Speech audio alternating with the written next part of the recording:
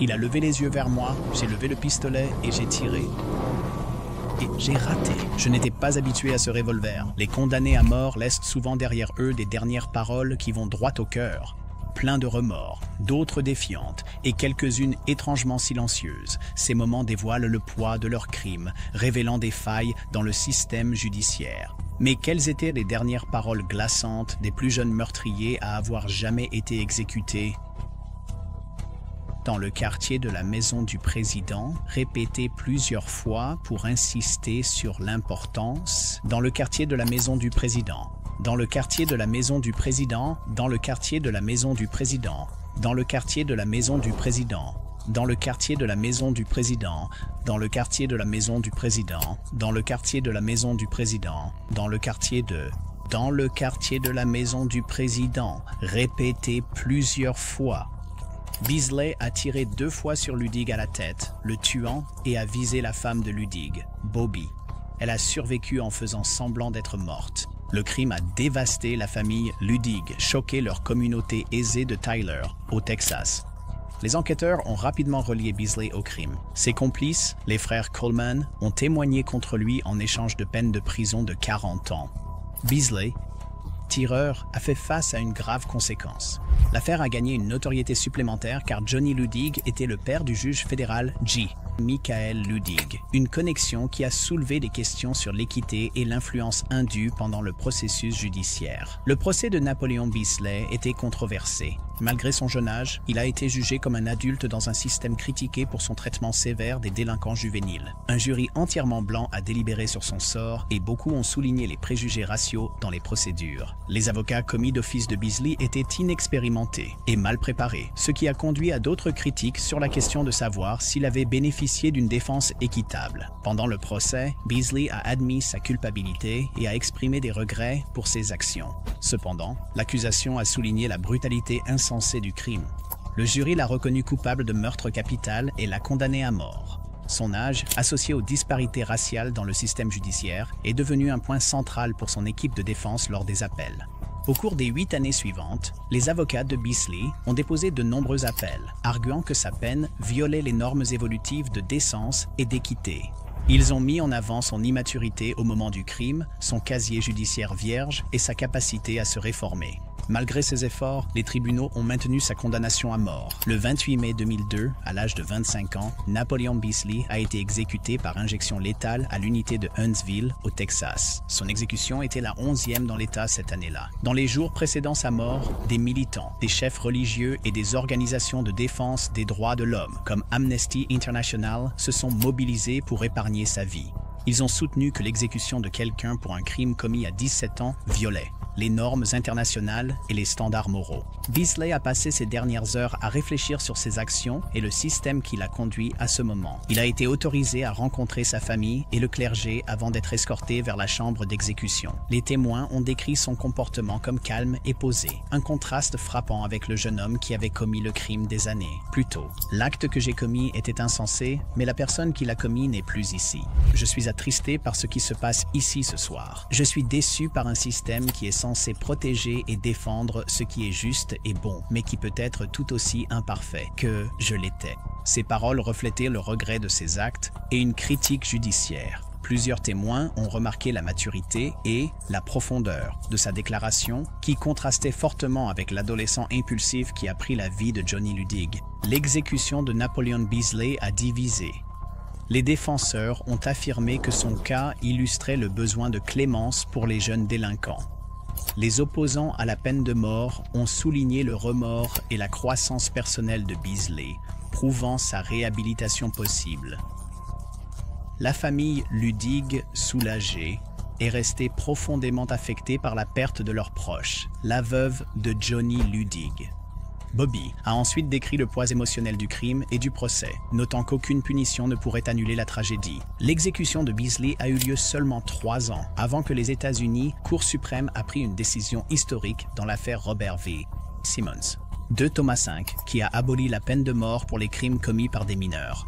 Son cas est devenu un symbole du mouvement pour mettre fin aux exécutions de mineurs, et son histoire continue d'être citée dans les discussions sur la réforme de la justice pénale. Quand j'ai recommencé, il était seulement à environ 1,5 pied, 2 pieds de moi, et il tenait une sorte de manteau et était penché.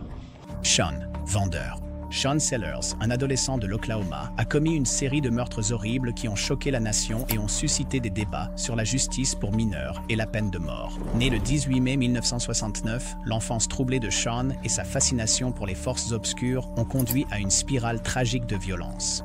À l'âge de 16 ans, Sean a tué 3 personnes. Son premier meurtre a eu lieu le 8 septembre 1985. Robert Bauer a été tué lors d'un vol à OKC. Sellers a ensuite affirmé que le meurtre n'était pas prémédité. 6 mois plus tard, Sean a intensifié sa violence dans un acte impensable. Il a tué sa mère, Vonda Sellers, et son beau-père, Paul Bellafato. Utilisant un pistolet Magnum 44, Sean a d'abord tiré sur Paul, puis a tourné l'arme vers sa mère, tirant dans le visage. La raison de Sean pour avoir tué ses parents était glaçante. Il a affirmé qu'il était en colère contre eux pour avoir imposé des règles strictes à la maison et interféré avec son mode de vie. Plus tard, il prétendrait qu'il était sous l'influence du satanisme à l'époque, allant même jusqu'à attribuer les meurtres à un démon nommé Izura, qu'il croyait l'avoir possédé. Le procès de Sean Sellers a été l'un des plus controversés aux États-Unis de l'histoire, car il était l'un des plus jeunes délinquants jamais condamnés à mort. Son équipe de défense a soutenu que Sean était mentalement malade et que ses actions étaient le résultat de sa croyance dans le satanisme et la possession démoniaque. Les évaluations psychologiques ont révélé que Sean souffrait de troubles de la personnalité multiples et de dépression sévère. Il avait des antécédents de comportements autodestructeurs, y compris des incursions dans les rituels sataniques et l'écriture de poèmes sombres et troublants. Ses avocats ont soutenu que l'état mental de Sean au moment des crimes devrait l'exempter de la peine de mort. Cependant, l'accusation a dépeint Sean comme un tueur de sang-froid qui n'avait montré aucun remords pour ses actions. Ils ont souligné la nature préméditée de ses crimes, en particulier les meurtres de ses parents, qu'il avait exécutés méthodiquement.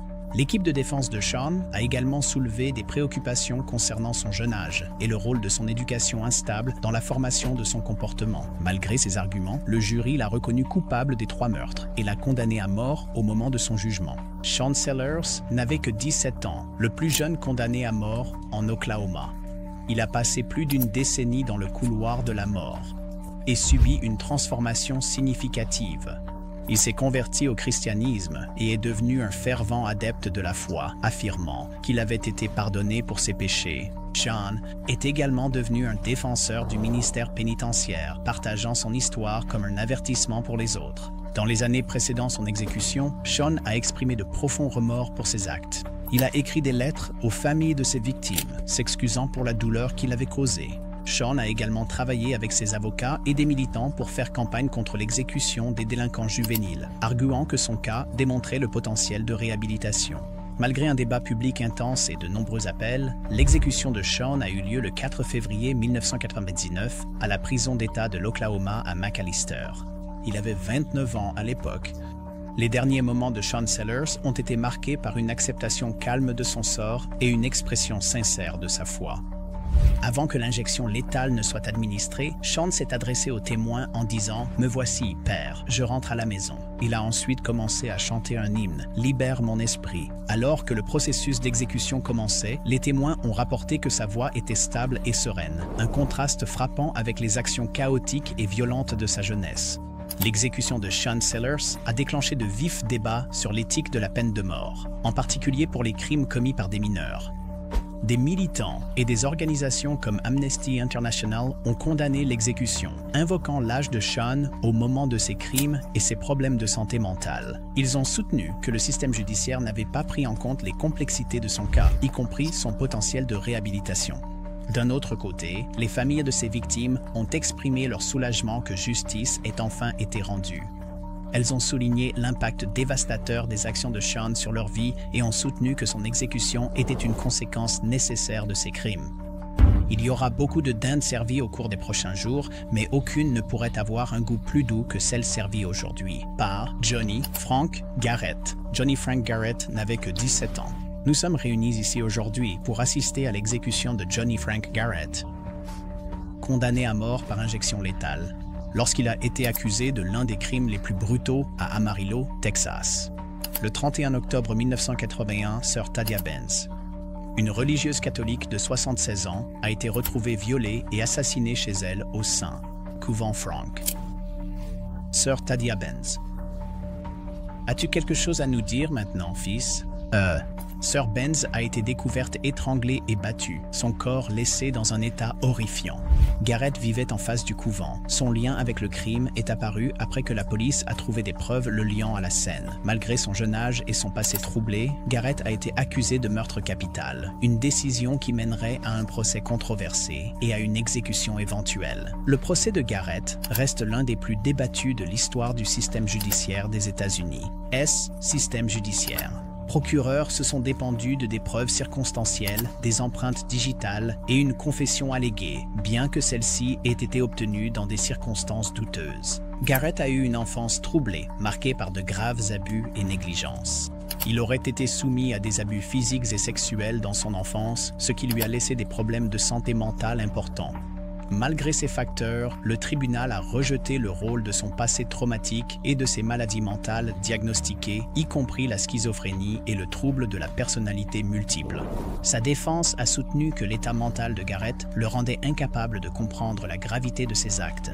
Ils ont également souligné des lacunes dans l'enquête, y compris des preuves manquantes et des allégations de coercition policière. Les avocats de Garrett ont affirmé qu'il avait été contraint de faire des déclarations et que la confession avait été fabriquée. Le procès n'a duré que quelques jours et le jury a condamné Garrett à mort. Cette décision rapide a suscité des critiques, notamment compte tenu de son âge au moment du crime et des questions entourant l'équité de la procédure. Après avoir passé plus d'une décennie dans le couloir de la mort, Johnny Frank Garrett a été exécuté par injection létale le 11 février 1992, à l'âge de 28 ans. Son exécution a été largement couverte par les médias en raison des controverses entourant son affaire. Dans les années précédant son exécution, Garrett a maintenu son innocence, insistant sur le fait qu'il avait été condamné à tort. Des groupes de défense et des organisations de droits de l'homme se sont mobilisés pour son cas, invoquant le manque de preuves concrètes et ses problèmes de santé mentale comme raison d'annuler sa condamnation. Cependant, leurs efforts ont échoué et ses appels ont été rejetés. Dans ces derniers instants, Garrett a affiché un mélange de défi et d'amertume lorsqu'on lui a demandé ces derniers mots. Il s'est adressé à sa famille pour leur soutien, disant « Merci à ma famille pour l'amour et les soins ». Il a changé de ton pour dire « Le reste du monde peut m'embrasser ».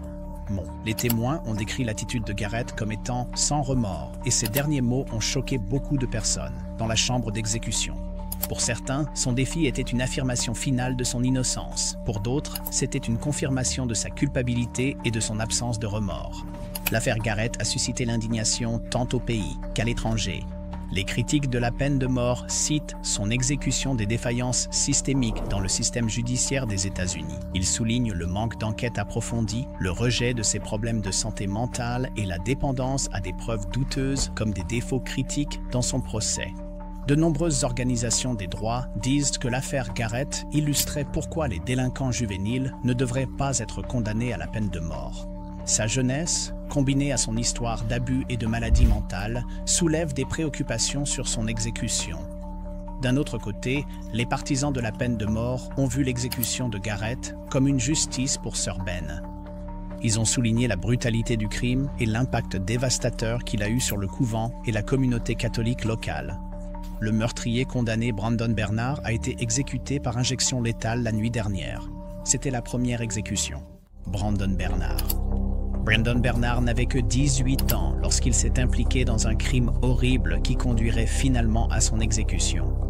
En juin 1999, Bernard et un groupe d'amis, dont Christopher Villalva, ont commis le carjacking et le double meurtre de Todd et Stacy Bagley, un jeune couple de Christopher du Texas. Le groupe a forcé les Bagley à entrer dans le coffre de leur voiture sous la menace d'une arme et a roulé pendant des heures, retirant de l'argent des comptes du couple et essayant de mettre en gage leurs biens. Finalement, ils se sont arrêtés dans un endroit isolé où Villalva a tiré sur Todd et Stacy à la tête, tuant Todd sur le coup. Stacy, encore en vie mais grièvement blessée, était piégée dans la voiture lorsque Bernard y a mis le feu. Les procureurs ont soutenu que Bernard avait joué un rôle crucial dans le crime en allumant le feu, entraîné la mort de Stacy. L'implication de Bernard dans cet acte macabre l'a placé aux côtés de Villalva, principaux coupables, malgré ses affirmations selon lesquelles il avait agi sous la contrainte par peur des membres plus âgés du gang. Le procès de Brandon Bernard a soulevé de sérieuses questions sur l'équité de condamner un adolescent à mort. Son équipe de défense a soutenu que la jeunesse de Bernard et son rôle moindre dans les meurtres auraient dû être considérés comme des facteurs atténuants. Pendant le procès, les avocats de Bernard n'ont pu présenter des preuves clés pouvant influencer la décision du jury. Des experts ont ensuite témoigné que le cerveau de Bernard était encore en développement au moment du crime, un facteur qui impacte significativement la prise de décision et le contrôle des impulsions. De plus, son casier judiciaire vierge avant le crime et son comportement positif en prison n'ont pas été efficacement mis en avant. Malgré ces arguments, Bernard a été reconnu coupable de meurtre et condamné à mort. Son co-accusé, Christopher Villalva, a été exécuté plus tôt en 2020, intensifiant encore plus l'examen public du cas de Bernard. Le 10 décembre 2020, Brandon Bernard a été exécuté par injection létale au complexe correctionnel fédéral de Terre Haute dans l'Indiana. Sa mort a marqué l'une des dernières exécutions fédérales, menées lors d'une campagne controversée pour rétablir la peine capitale au niveau fédéral. Dans ces derniers moments, Bernard a montré un profond remords pour son rôle dans le crime. S'adressant à la famille Bagley, il a dit « Je suis désolé pour la douleur que j'ai causée. J'espère qu'un jour vous trouverez la paix et pourrez me pardonner. » Bernard a également remercié sa famille et ses amis pour leur amour et leur soutien, exprimant des regrets de ne pas pouvoir réparer le mal qu'il avait causé. Les témoins ont décrit son comportement comme calme et posé, ces derniers mots reflétant la sincérité de ses remords, malgré ses remords et les appels pressants d'activistes et d'experts juridiques. L'exécution a eu lieu comme prévu. Les efforts pour obtenir un sursis de dernière minute, y compris une demande de clémence soutenue par des personnalités de premier plan, comme Kim Kardashian, ont finalement échoué. L'exécution de Brandon Bernard a suscité une indignation généralisée et a ravivé les débats sur l'utilisation de la peine de mort, en particulier pour les personnes qui commettent des crimes à l'adolescence. Les activistes et les juristes ont soutenu que son cas illustrait les failles du système judiciaire, soulignant l'échec à prendre en compte de manière adéquate son âge, son rôle dans le crime et son potentiel de réhabilitation.